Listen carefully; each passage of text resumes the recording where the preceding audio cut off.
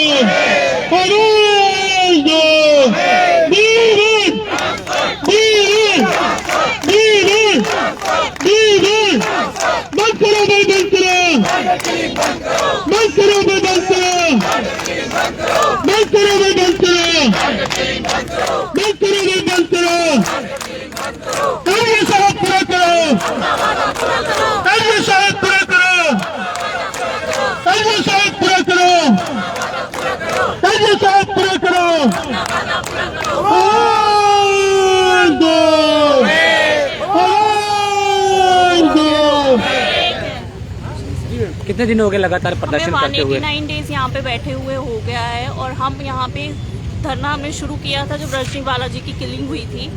उसके बाद से हम लोग यहाँ पे ही बैठे हुए हैं और गवर्नमेंट से हमने बहुत बार अपील कर चुके हैं और हमारी एक कमेटी भी 3 कमेटीज फ्रेम हो चुकी हैं और जिससे ये जस्टिफाई होता है कि हमारी जो डिमांड है एलजी सर ने एक जेन्युइन डिमांड कंसिडर की और लॉन्ग पेंडिंग डिमांड है।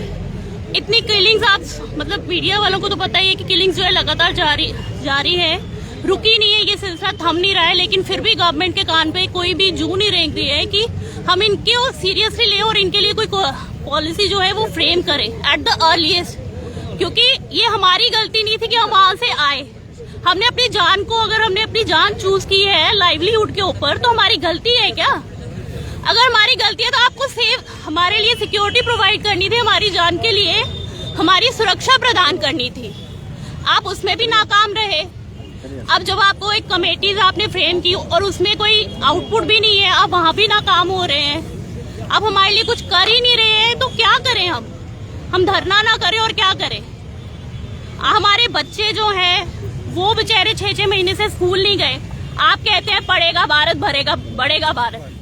6 महीने जो बच्चा स्कूल नहीं जाएगा तो वो कैसे बढ़े? ऐसे भारत बढ़ेगा? कैसे बढ़ेगा? माँ बाप है हमारे 6-6 महीने से। आपको पता है कि सारे आजकल एलिंग पेरेंट्स हैं। एलिंग पेरेंट्स है, हर एक को दवाई चाहिए, सब कुछ चाहिए। कैसे देंगे जिनको 6-6 महीने से सैलरीज नहीं आई है? गवर्नमेंट इस चीज को जस्टिफाई करे ना कि 189 डेज से हम लोग यहाँ पे बैठे हैं, उनको कोई फर्क नहीं पड़ता। हमसे तो चलो नहीं पड़ता, हमारे जो छोटे छोटे बच्चे हैं उन पे ऐसे आप जो बच्चे हैं, ये फ्यूचर ऑफ द नेशन, ऐसे आप फ्यूचर बनाएंगे? 3500 मुलाजिम है, अगर एक एक मुलाजिम के 2-2 बच्चे भी हैं, 7000 बच्चे हैं, तो क्या तो वो पढ़ेंगे नहीं तो भारत बढ़ेगा? कैसे आप बोलेंगे कि नया भारत का विकास कैसे कर लेंगे आप, जब आपकी फ्यूचर जनरेशन ही अनपढ़ रह जाएगी? आपको एलजी सर से एक अपील करती हूँ कि प्लीज ध्यान दें, जल्दी से जल्दी जो कमेटी बनाई है उसको अब एक आउटकम आना चाहिए। उसका खाली कमेटी बनाने का कोई हमें बताने, उससे हमें कोई फर्क नहीं पड़ेगा।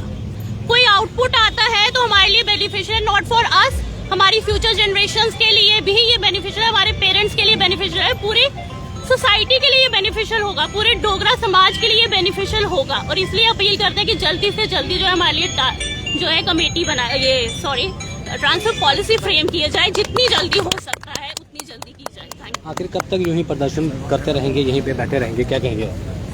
सबसे पहले हम आपका शुक्रिया अदा करते हैं कि आप हमारी आवाज़ को एलजी प्रशासन के सामने और जो हमारे जितने भी पॉलिटिशियन हैं उनके सामने पहुंचाते हैं। हम आपके माध्यम से ये कहना चाहते हैं कि आए दिन इस तरह के वहाँ लेटर निकलते हैं, थ्रेट लेटर निकलते हैं। हमारे जो मीडिया बंधु हैं उन्होंने इसको अच्छी तरह से एलजी प्रशासन के सामने रखा है। तो इसमें एक लिस्ट भी है साथ में जिसके ऊपर नाम है मुलाजमों के, एजुकेशन डिपार्टमेंट के, प्लेस ऑफ पोस्टिंग है, कहाँ वो रहते हैं। तो हम आपके माध्यम से ये पूछना चाहते हैं कि ये डिपार्टमेंट के अंदर कौन से लोग हैं, जो डिपार्टमेंट ने ये लिस्ट जो बनाई होगी अपने ऑफिशियल पर्पज़ के लिए, तो ये लिस्ट किस तरह से बाहर जाती है।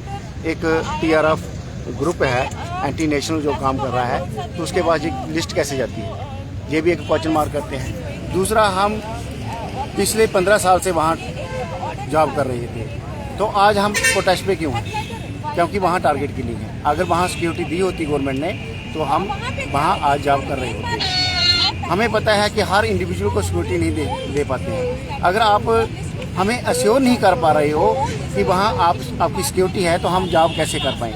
जिस बंदे का, जिस एम्प्लॉय का इस लिस्ट में नाम होगा उसको कौन अपने घर में किराए पे रखेगा?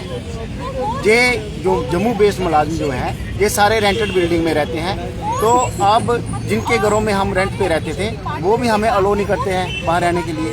तो हम अगर ड्यूटी ज्वाइन भी करते हैं तो रहना कहाँ है? हमारे साथ हमारे छोटे छोटे बच्चे हैं, हमारे पेरेंट्स होते हैं, तो हम इन सब लोगों को कहाँ छोड़ेंगे? हम एलजी साहब से ये रिक्वेस्ट करना चाहते हैं, एलजी साहब आपने हमारी डिमांड को जेन्युइन माना था, जस्टिफाइड माना था, और आपने एक कमेटी भी फ्रेम की है, उसको रिकॉन्स्टिट्यूट भी किया है। मेहरबानी करके उस कमेटी को पूछा जाए कि उन्होंने आज तक ट्रांसफर पॉलिसी के ऊपर क्या काम किया है। अगर नहीं किया है तो इनको गाइडलाइंस दी जाए कि वो जल्दी से जल्दी ट्रांसफर पॉलिसी फ्रेम करें और पब्लिक डोमेन में लाएं।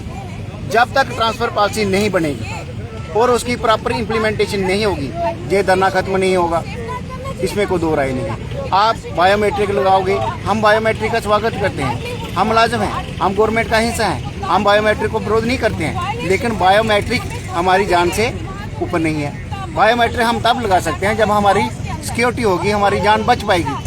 तो मेहरबानी करके हमें बायोमेट्रिक से एग्जम्प्ट करके हमारे जितने भी मुलाजिम जिनकी सैलरी बंद है उनकी सैलरी रिलीज की जाए, क्योंकि जो सैलरी है वो खाली हमारा हक नहीं है, हमारे बच्चों का भी हक है, हमारे जो पेरेंट्स हैं उनका भी हक उसके ऊपर बनता है। तो मेहरबानी करके ये एक बहुत बड़ा समाज जो है जो फेडअप हो गया है उसके लिए उनके अंदर एक कॉन्फिडेंस बिल्ड करें, क्योंकि हमारे पेरेंट्स, हमारे बच्चे, हम खुद, हमारा फ्यूचर जो है ऑन स्टेक हो गया है। और ये जो ट्रांसफर पॉलिसी है हमारे लिए वो हमारे बच्चे के फ्यूचर के लिए काम करेगी। मेहरबानी करके जल्दी से जल्दी ट्रांसफर पॉलिसी फ्रेम करें और पब्लिक डोमेन में लाएं। कम्युनिटी को लेकर जश्न कश्मीर नहीं मनाया जाता। एलजी साहब प्लीज हमारी इस बात को ध्यान में रखें, और जो आप कमेटीज बनाते हो उसका चेयरमैन हर तीसरे दिन चेंज करते हो, ये कौन सा ड्रामा है? एक तरह से बिल्कुल ये वर्ड हम वी आर एजुकेटेड पीपल, हमें ये वर्ड बोलना यूज करना अच्छे नहीं लगते, बट हम मजबूर हैं। हर तीसरे दिन आप चेयरमैन को ट्रांसफर कर देते हो। हम 6 महीने से कह रहे हैं हमें ट्रांसफर पॉलिसी चाहिए। आप एक तरफ से आप जो यूटी है उसके रूल्स बनाते हो यूटी के लिए, फिर दूसरी तरफ जब हमारी बात आती है तो आप स्टेट वाले रूल्स अप्लाई करते हो। यूटी में कहाँ होता है कैडर सिस्टम? कौन सी यूटी का कैडर सिस्टम आप यूज कर रहे हो? हमारी जो यूटी जम्मू कश्मीर है इसको आपने बनाया है पौंडीचेरी के अकॉर्डिंग, तो उसमें तो ऐसा कोई सिस्टम नहीं है। यहाँ पे कौन सा रूल अप्लाई करते हो?